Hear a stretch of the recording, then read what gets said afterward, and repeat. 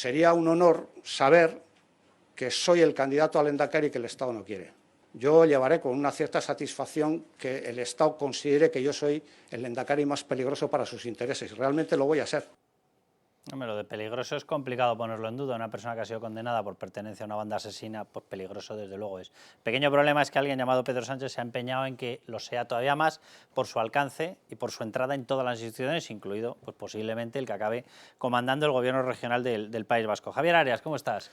Muy buenas, ¿qué tal? Y Luis Fernando Quintero, que aunque te solemos ver con un traje económico, tú te has escrito un libro sobre Otegi. Sí, señor. Anda que tenías ganas de amargarte la vida. Con Mariano Alonso en el 2012 publicamos, sí, en la editorial SEFA, bueno, pues la biografía no autorizada de Arnaldo Otegi, el libro negro de Otegi, contando lo que era cuando en aquel momento quería ser, para el gobierno entonces de Zapatero, el hombre de paz. Y su plan se está cumpliendo.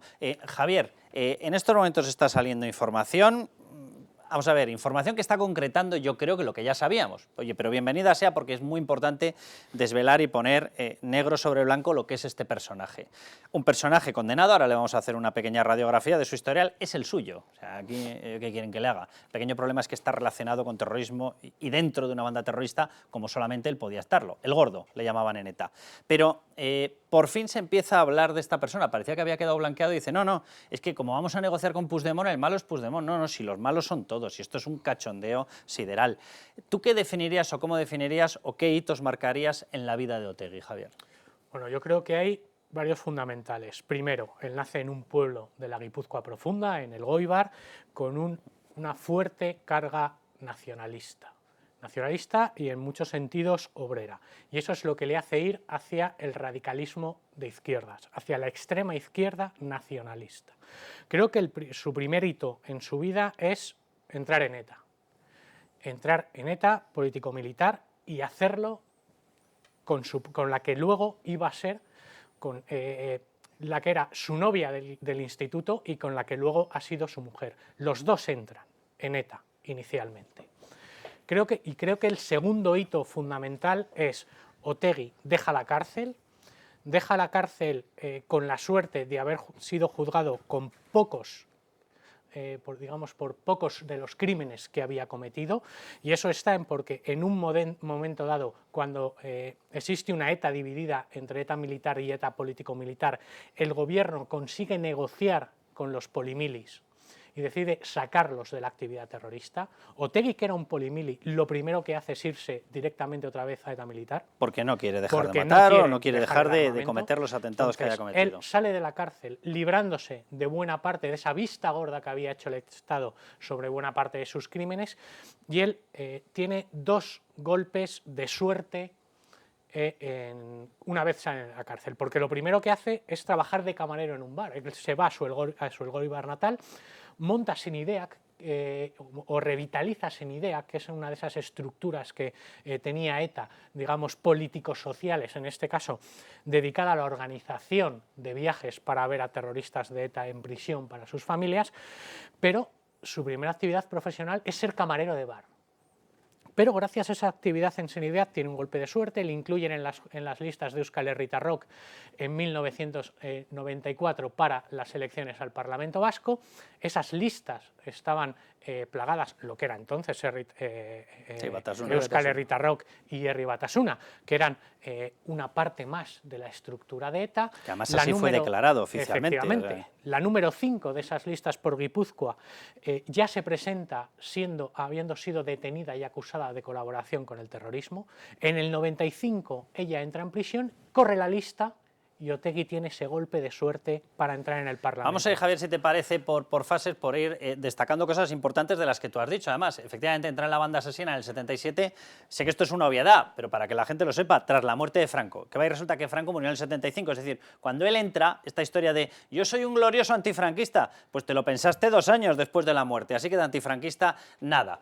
Primer secuestro, febrero del 79, Lusa Baitua. En el 84 pasa efectivamente de la ETA polimili, pasa a la ETA militar, porque él quiere seguir. porque él quiere seguir en la violencia y no acepta efectivamente que haya una parte que diga, mira, paramos ya, porque evidentemente a ver cómo a estas alturas, en el año 84, justificamos que somos antifranquistas cuando lleva desde el 78 la Constitución española. Bueno, acusación del secuestro de Javier Ruy Pérez, absuelto efectivamente. Acusado del secuestro de Gabriel Cisneros, absuelto. Condenado en 2005 ya por otro tipo de cuestiones, injurias a la corona, condenado en 2006 por enaltecimiento del terrorismo, como no, acusado en 2009 de intentar, cuidado con este asunto que aquí sí que os pido que me lo comentéis, acusado en 2009 de intentar reorganizar la cúpula política de ETA, sí, a través de Batasuna. El caso Bateragune. Exacto, y condenado en 2011 efectivamente por ser dirigente, en grado de dirigente directamente, no estamos hablando de cualquier cosa, de ETA, sentencia que posteriormente efectivamente es tumbada. Sí. No, pero fue dirigente de la banda terrorista. Y en sí, de hecho, el caso Bateragune que está saliendo ahora lo deja en evidencia, o sea, es que era dirigente y formador. De hecho, queda pendiente, os estaba hablando del primer golpe de suerte que había tenido, hay un segundo golpe de suerte, que es el 96, hay elecciones generales, la Mesa Nacional de Herri Batasuna decide dedicar su espacio electoral a difundir un vídeo de ETA. En el 97 es encarcelada toda esa mesa de Herri Batasuna, las 23 personas clave que en esos momentos eran el brazo político de ETA, y ahí se queda un jovencísimo Arnaldo Otegi y un joven Joseba Permach como los únicos referentes institucionales que les queda. Y ese es su golpe de suerte, ese es el gran momento en el que él se convierte en el hombre fuerte del brazo político de ETA. Dejadme que os pregunte por el último punto, Luis Fer, porque con la información que está saliendo nueva, que son notas manuscritas, mensajes que le enviaba, comunicados, etcétera, se ha reabierto, Dignidad y Justicia ha tomado el caso y en este momento está denunciado por 6 secuestros adicionales a todo lo que están viendo ahí. O sea, que es que no estamos hablando de una persona normal. O sea, el rango o el grado de violencia en el caso de Otegi se dispara. Y un asesinato. Os pregunto, de esto, ¿qué puede acabar saliendo? ¿Puede acabar condenado? ¿Se pueden aportar pruebas? ¿Lo van a declarar prescrito? ¿Qué puede acabar pasando? Luis Fer y Javier.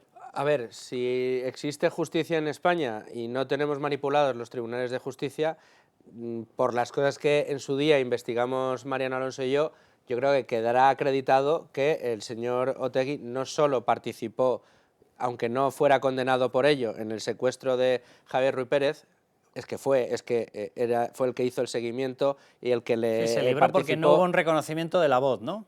Porque el señor Ruy Pérez claro, no pudo certificar físicamente que ese era su captor, pero lo fue efectivamente.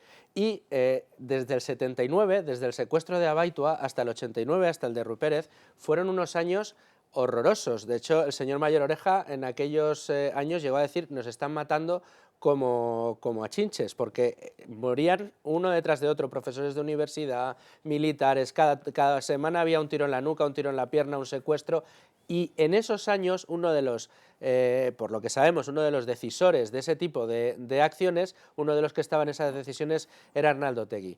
Y por completar un poco lo que estaba diciendo Arias, dentro de los golpes de suerte por los que termina entrando el señor Otegi dentro de la dirección de ETA. En uno de esos actos, de los que comentaba Arias, previos a las decisiones de las listas para meter Euskal Herria Rock y Herri Batasuna, había un jovencísimo, como decía él, Arnaldo Otegi, que en los actos, en los eventos en los que se montaban, así le llamaban. Le llamaban el gordo, pero no porque estuviera gordo, ya, era porque sí, efectivamente era muy flaco, y por esto decía el gordo. Bueno, pues el gordo apareció en un acto público y dijo algo así, digo de memoria: ETA ha sido la única y gran institución que ha conducido a la libertad o que ha luchado por la libertad del País Vasco. Con esto estaba diciendo que los atentados estaban bien hechos, que los asesinatos eran elementos de negociación y elementos encima de la mesa para que el Estado reflexionara, y que toda esa historia había que atesorarla.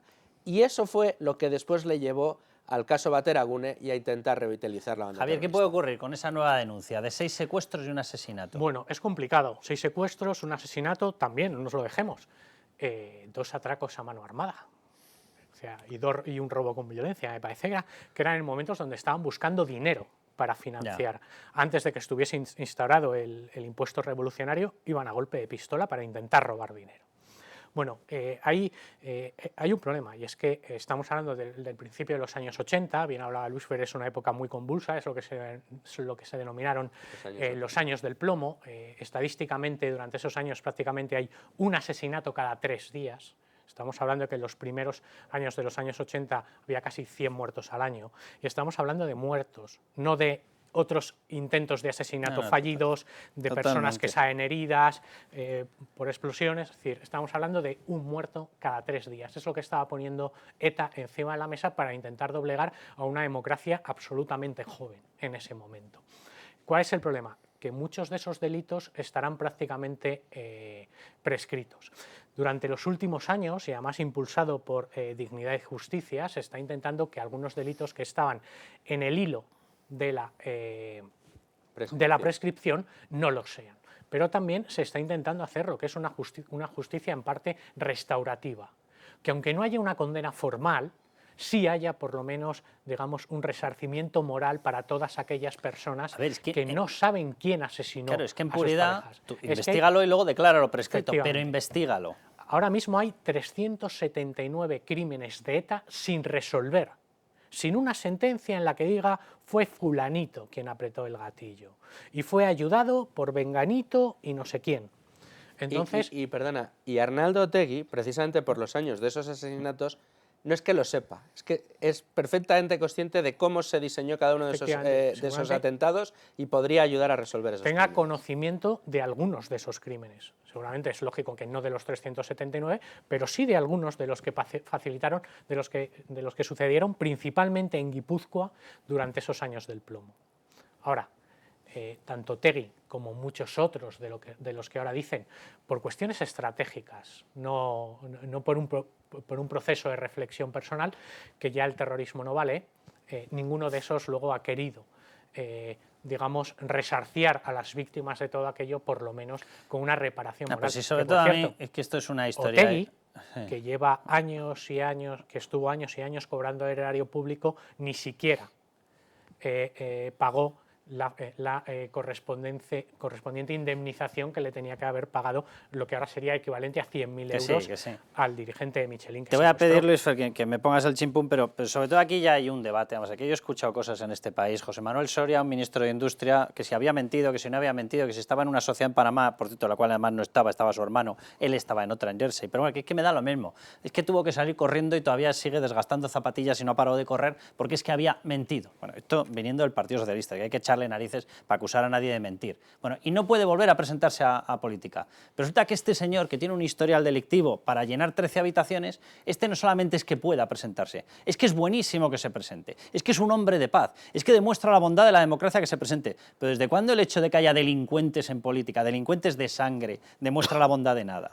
No solo eso, es que dentro de los hitos, uno de los hitos más importantes del señor Otegi y que le ha llevado a ser ese personaje que estabas ahora mismo describiendo, Carlos, es que fue el preferido por el Partido Socialista para abordar aquella negociación con ETA que terminaría para el Partido Socialista invistiendo en ese halo de grandeza de ser el partido que había terminado con ETA, que era el objetivo último de todas aquellas negociaciones que ensuciaron el nombre de los cuerpos de seguridad del Estado porque les obligaron a abortar determinadas operaciones para detener etarras. Esas negociaciones, uno de los grandes figuras, y así figura en el libro que escribimos Mariano y yo, es Arnaldo Otegi y su amigo Jesús Eguiguren.